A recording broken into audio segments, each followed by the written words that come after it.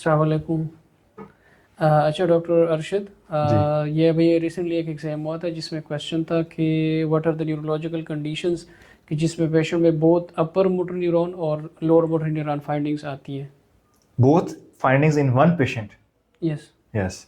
सो बड़ा tricky question है और इंपॉर्टेंट क्वेश्चन है। अक्सर एग्जामिनर पूछ लेते हैं दरम्यान में वाइवा लेते हुए आपसे कि कौन सी ऐसी कंडीशन है इसके अंदर अपर मोटर न्यूरॉन की फाइंडिंग्स और लोअर मोटर न्यूरॉन की फाइंडिंग्स आपको एक ही पेशेंट के अंदर नजर आती हैं। सो डेफिनेटली मेडिकल के अंदर, न्यूरोलॉजी के अंदर ऐसी कंडीशन एग्जिस्ट करती हैं जिसके अंदर एक ही पेशेंट के अंदर साइमल्टेनियसली अपर और लोअर की फाइंडिंग्स आती हैं।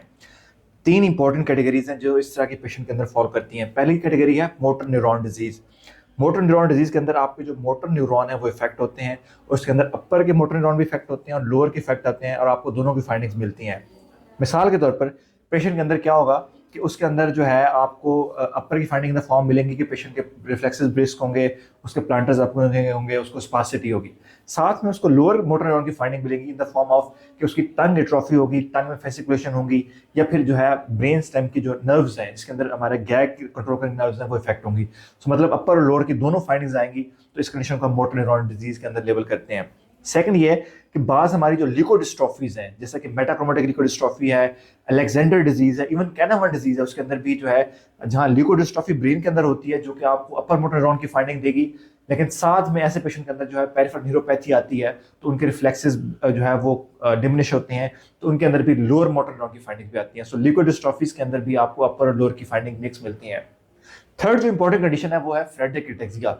फ्रेडरिक एटेक्सिया बेसिकली एक डिजेनरेटिव ब्रेन डिजीज है जो कि आपके तीनों लेवल पे इफेक्ट करती है। जो ब्रेन को भी इफेक्ट करती है, जिसके अंदर खासतौर पर सेरिबेलम को इफेक्ट करती है, जो आपके स्पाइनल कार्ड, खासतौर पर जो dorsal column of spinal cord है उसको इफेक्ट करती है, और अपनी नर्व्स को इफेक्ट करती है। सो उसके अंदर तीनों लेवल के साइंस आएंगे आपके अंदर जो है। अगर आप ब्रेन का एरियाज इफेक्ट होंगे तो डेफिनेटली आपको इम्प्लांटर्स आएंगे। सेरिबेलम इफेक्ट होगा तो उसके अंदर जो है वो आपको जो है वो सेरिबेलर एटेक्सिया आएगा। डोर्सल कॉलम और स्पाइन इफेक्ट होगी तो उसके अंदर रोबर्ग पॉजिटिव आएगा, और अगर उसके अंदर न्यूरोपैथी आएगी तो उसके जो रिफ्लेक्सेस एंकल के हैं वो एब्सेंट होते हैं। सो फ्रेडरिक एटेक्सिया भी एक ऐसी कंडीशन है इसके अंदर आपको अपर और लोअर मोटर न्यूरॉन की फाइंडिंग्स साइमल्टेनियसली एक ही पेशेंट के अंदर मिलती हैं। Thank you.